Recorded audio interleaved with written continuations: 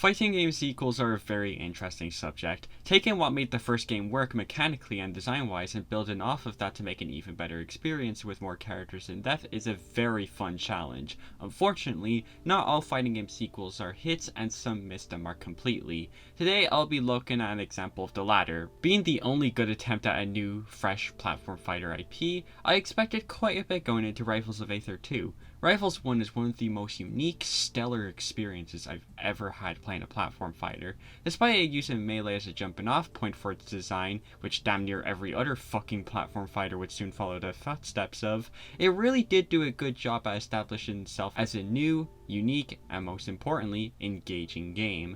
A large part of that has to do with two key things: the cast and the limitations. With the former, while you can tell that some of the characters are derivative of Smash characters, that only really feels true for like two small things per character. Zetterburn has Fox's upbeat, but that's really where the similarities end. Raster definitely feels like a Falco XB, but there's honestly a bit more of Meta Knight in there, at least with the neutral B. Hell, even Rana reminds me of Sheik, but like, barely. This is what helps Rivals stand out. You can see where the inspiration came from, but feels a lot less like plagiarism or lack of originality, and more like a homage of sorts, showing what came before and the love the developers had for the roots of what would become such a beloved platform fighter. As for the limitations, what I mean by that is something that, nearly a decade ago at this point, hooked me on Rivals. No ledges, grabs, or shields. At first, I was apprehensive about this, but after giving the game a shot, holy shit, the movement and combat justify these omissions. The lack of ledges makes the risk of slipping up or poorly planning something off stage way higher,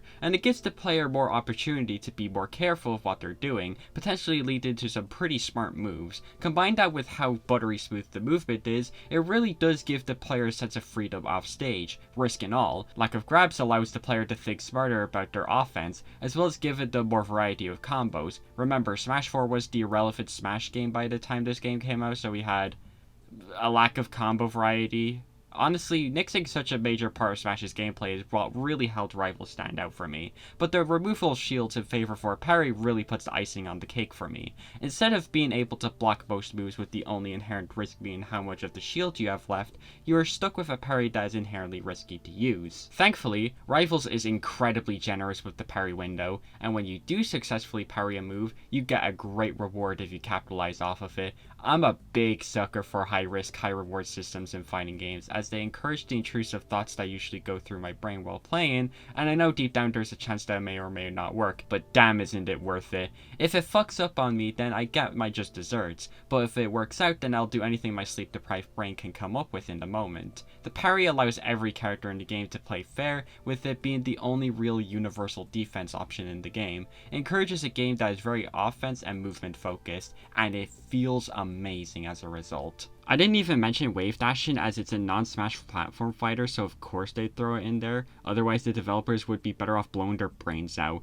But it's not implemented in a look what we're trying to be type of sense. It's definitely melee, but in roots only, as it understands what made wave dashing accidentally work and adjusts it in a way to accommodate for what the game's characters provide overall, which is something that a lot of other platform fighters completely miss. All in all, there's a lot of depth and nuance in the game with stripped down options and no RPS to speak of. It's simply fuck around and find out, and I love it so fucking much. So, why do I say all this? Well, my experience with Rivals 2 has been riveting, to say the least. I'm gonna be honest, I ain't really feeling the game. The title kinda gave it away already, but I just don't fuck with it, and there were so many red flags from the fucking announcement to release for me. Now, let me be clear, it's not that I find Rivals 2 to be a bad game, far from it. I think it's competently made, it looks pretty good for the first foray into 3D, even if I prefer the 2D sprites, they're very cute, and it's pretty fun.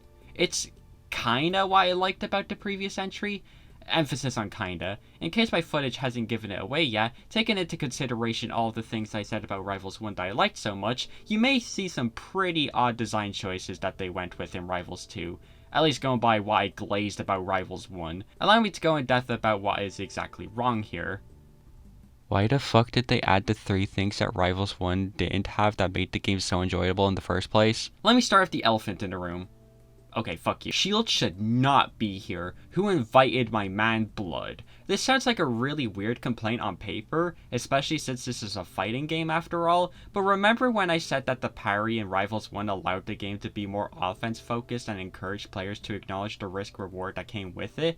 Yeah, most of that has kind of been thrown to the wayside. That's not to say parries aren't in the game at all, they very much are, and they aren't too different from how they worked in Rivals 1, but the addition of a shield at all really irks me, and I can't in good faith find any reason to justify its existence. It makes the game feel less aggressive as a whole and forces more options onto both players in a way that kind of bloats the gameplay and takes away the lack of decision making that made Rivals 1 so compelling. It's not necessarily that the game feels bad or isn't fun because of this, don't get me wrong. Rivals 2 is a very fun game, but to be quite honest, I feel like a major reason the game is fun and feels so good is because it's what I'm already familiar with in Melee. When I play Clarine in Rivals 1, I play Clarine. I play Clarine in Rivals 2, I play Clarine, but it's kind of a weird amalgamation of her and Martha Roy in Melee as a result of the system changes. She's still fun, but a lot of the satisfaction of taking the risk of parrying and landing the satisfying tip or side strong has been removed.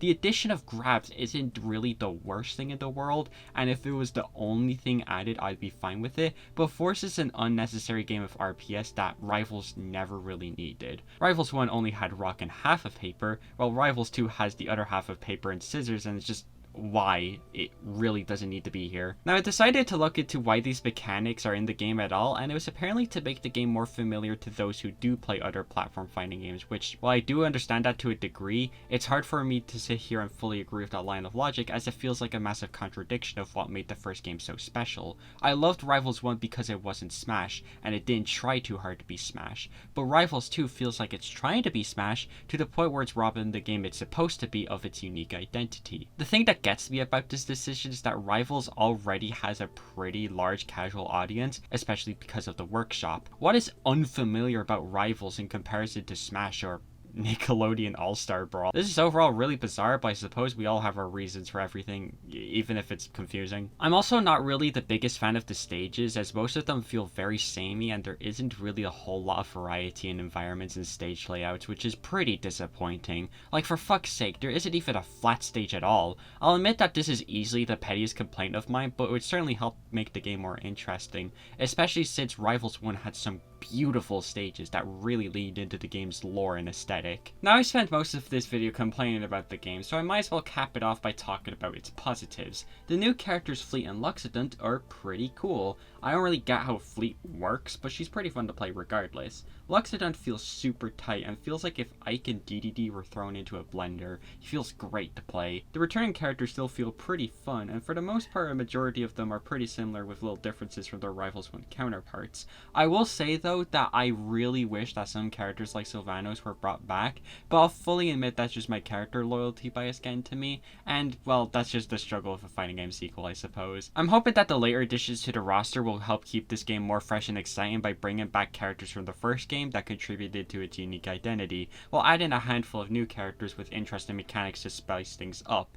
because as it stands, there isn't really a whole lot of weird wacky shit to mess around with, which isn't inherently a bad thing, though it is a weird jump from Rivals 1's rich dynamic cast where it felt like damn near anything was possible. Every opinion I expressed is bound to change the more the game develops and the meta changes. As it stands though, I'm not really a big fan of what we have here. It's overall a good game by definition, but whenever I play it, the flaws fail to not get in the way of my enjoyment. Rivals of Aether has come a long way since its initial release, and now it's evolved into a brand with a bright future.